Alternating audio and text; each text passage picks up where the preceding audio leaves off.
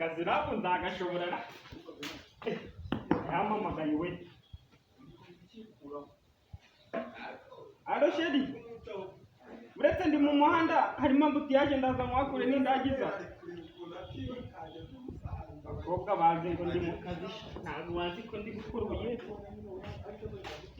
Ubwo kandi n'uwo n'undi dawe.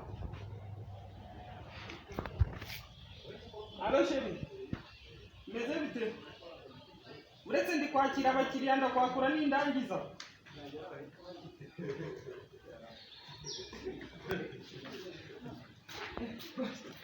Bose arayicana igiti. Kasaba abantu banshaka yikira. Hano? Nana temasi yarenze urebe. Ihangane ndi kwakira abarwayi kandi hari benshi ibyo bakoze njyewe n'uyu munsi. Uretse ndakwakura akazi n'ikarangira. Uzi ko ngukunda cyane. Uretse ndaje mu kazi. Reka mwakura sheri. Sawa umunsi mwiza.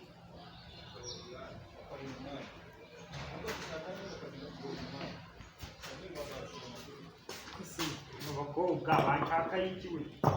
Ariko nta n'ukubabesha gusa. Iki ni ikindi da. Alo? Waba witoze ko ndi guhemba abakozi bakaba bashaka gutaha. Bashaka gufata ibya saa sita buretse. Ndakwakura n'indangiza kubahemba. Kandi ni benshi barenga nka 30. Ndi kubahemba so bizi. Kandi njyewe icyo bahemba se. Sesi, ameze ko ngukunda. Nakwima umwanya. Uretse maze mbahembe, dore bari kuntera n'urusaku niyo mpamvu tutari kumvikana neza. Ndaje mwakure buretse. Gatoya buretse. Koga. Ntabwo bizi ko ndi mu buyede sha n'imvura iri kunyagira.